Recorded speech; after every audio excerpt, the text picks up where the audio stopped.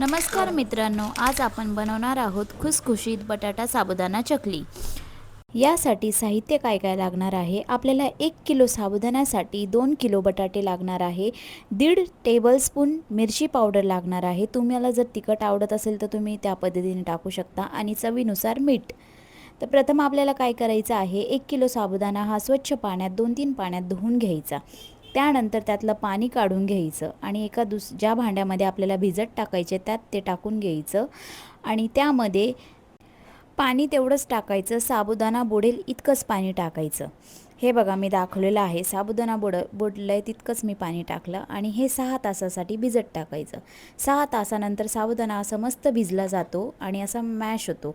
पण आपल्याला आता ही पुढची प्रोसेस जी करायची आहे त्यामध्ये सगळ्यात बेस्ट ट्रिक आहे ही, बॉईल वॉटर करायचं। म्हणजे एकदम गरम गरम पाणी म्हणजे उकळून घ्यायचं, ते पाण्यात टाकायचं याच्यामध्ये आणि रात्रभर भिजत ठेवायचं। आणि दुसऱ्या दिवशी हे बघा साबुदाणा असं मस्त असा भिजून जातो, म्हणजे हा असं हातात घेतल्यावरती पूर्ण मॅश होतो, म्हणजे याच्यामध्ये हा अर्ध साबुदाणा हा पूर्ण शिजून पण गेलेला आहे।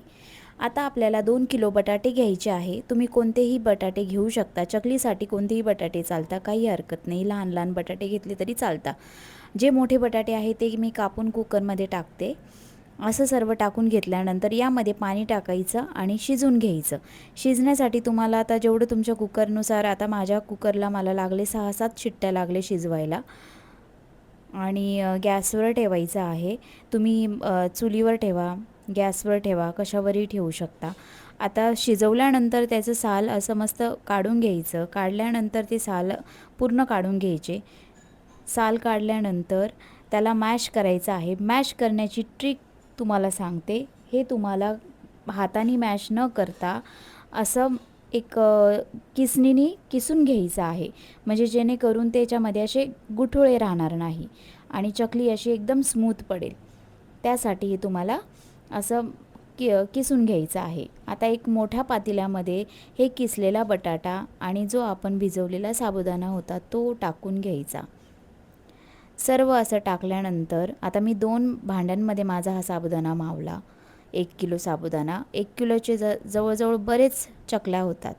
आता इथे 1.5 चम्मच मी मिरची पावडर टाकली आणि 2 टेबलस्पून मीठ टाकलेलं आहे। असे एकजीव करून घ्यायचं, पूर्ण मिक्स करून घ्यायचं एकदम, आणि अजिबात लाल तिखट सगळीकडे व्यवस्थित लागला गेला पाहिजे अशा पद्धतीने मिक्स करायचं आहे।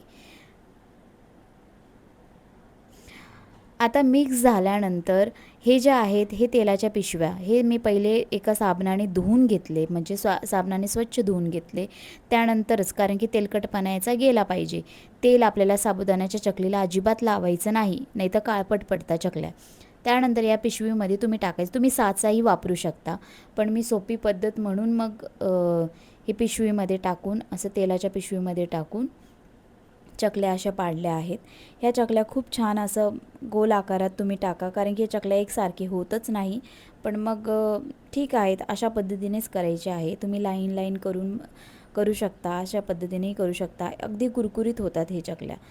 फ्रेंड्स, हे बघा दुसऱ्या दिवशी हे चकल्या असे मस्त सुकून निघतात।